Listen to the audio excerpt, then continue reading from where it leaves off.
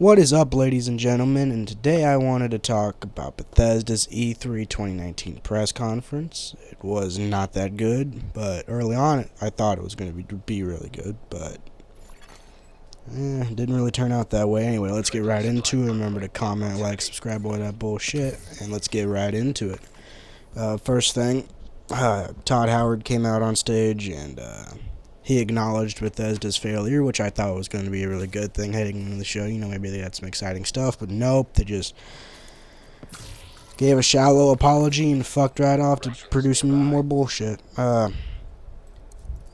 they talked about Elder Scrolls Blades, a new DLC released the same night, apparently. I don't know, I've never played that game. I heard that it was pretty infested by microtransactions, but I'm not 100% sure of that. My phone is not really capable of doing a whole lot of shit. It's capable of YouTube, that's about it, but I can't really afford anything better, so it's what we're dealing with. It's what we're dealing with, but it's cool though. Agent requesting backup. Elder Scrolls Blades on the Switch is coming in the fall. Cool. Maybe I'll play it since it's free and it's on the Switch, and it's more to do on the Switch, and I love my Switch, so I'll take any excuse I can to play it. They then went to Fallout 76, which I thought started out really good. They announced Fallout 76 Wastelanders DLC, which basically announced there's going to be NPCs in the game now, so it won't be so desolate and empty and boring and fucking retarded. I can't say retarded on YouTube, but you know what? Fuck it. If I get demonetized, I get demonetized. Yeah, and then they announced Fallout 76 Nuclear Blast or some shit like that, and it's more or less Fallout 76 Battle Royale, which, it's just exactly what that game needed. It's exactly what that trash-ass game needed, was a fucking Battle Royale mode.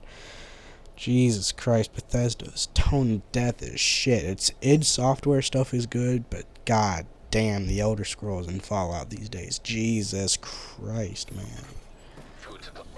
I hope Elder Scrolls 6 is good, though, and the next Fallout game, I hope it's good.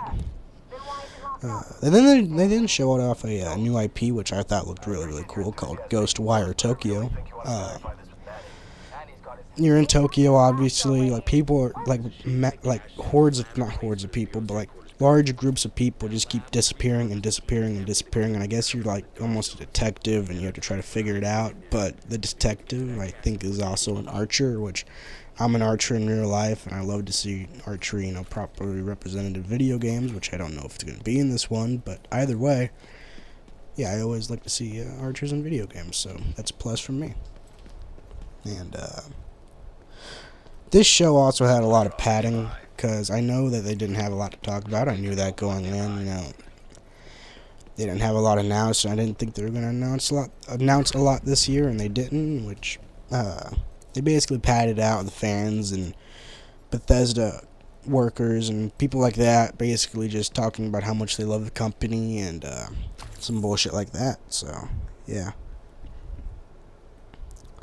ESO Dragonhold Scalebreaker. I have no idea what the fuck this. Oh yeah, it's Elder Scrolls Online DLC.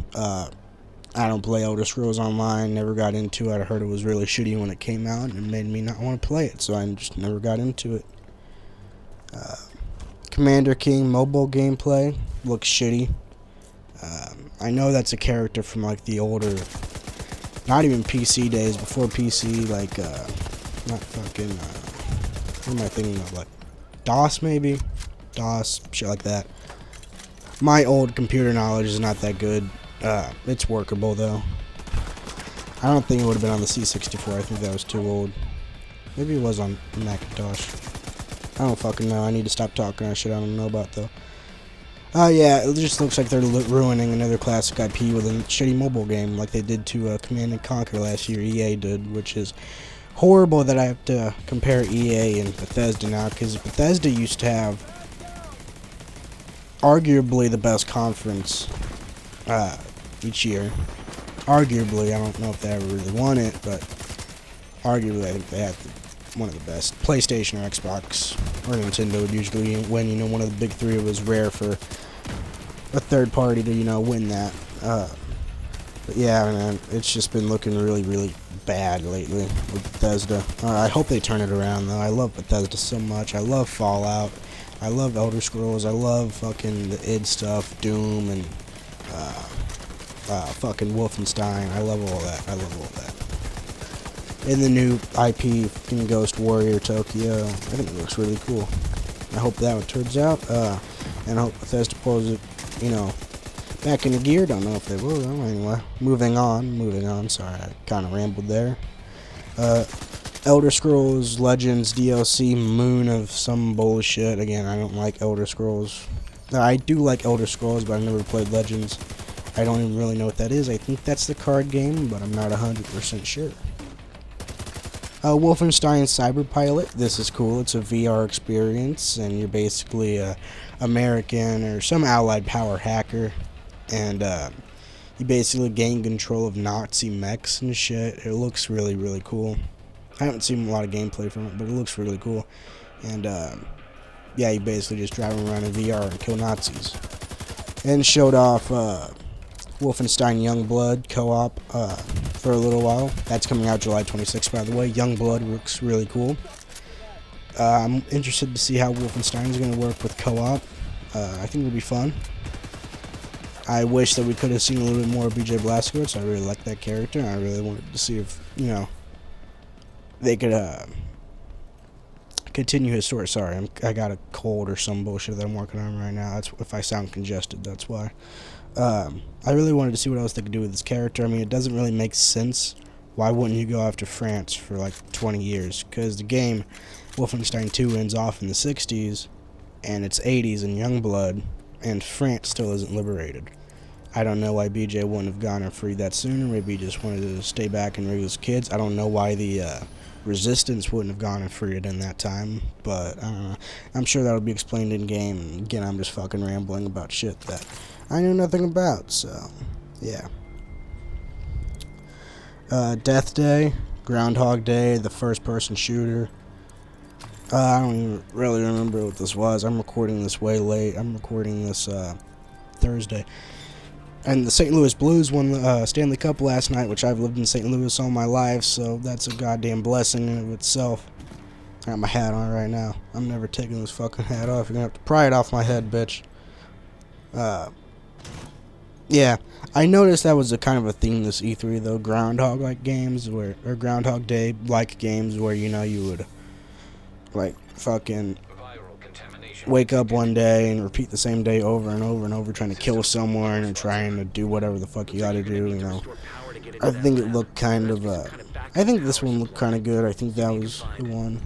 I'm not 100% sure. There was one that looked really good. It was like 2 assassins and shit. But anyway, moving on, they showed more padding of people, you know, pouring their hearts out and talking about how much they love Bethesda and all that bullshit that they paid them to say. They then announced the Orion streaming service, which is basically just going to allow you to play, like if you pay them like $10 a month, they'll basically allow you to play all Bethesda games for, you know, just that $10 on PC, on Stadia. I'm sure it'll be on consoles to some degree too. They showed off Doom Eternal for a little while. That's coming out November 22nd, which I'm looking really forward to Doom Eternal. I should play Doom 2016 first, but I really want to play that game. That game had a good-ass soundtrack, too. And there was a final bit of padding at the end. And yeah, man, like I said, it wasn't really that good. They didn't really announce anything new that I'm personally looking forward to, except, you know, Ghostwire Tokyo, which... And, you know, it's Bethesda. I feel like they're kind of ignorant. I feel like they're kind of ignorant on what fans want. You know, no one wanted a Battle Royale mode. No one wanted fucking... more Elder Scrolls fucking Blades DLC. I don't think so anyway. Maybe someone did, or maybe a group of people did. I don't know.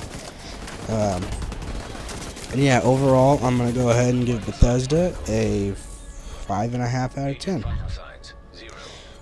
Yeah, 5.5 out of 10 sounds good. They didn't really do anything, you know, more than average, so I'm gonna give them an average score. So yeah.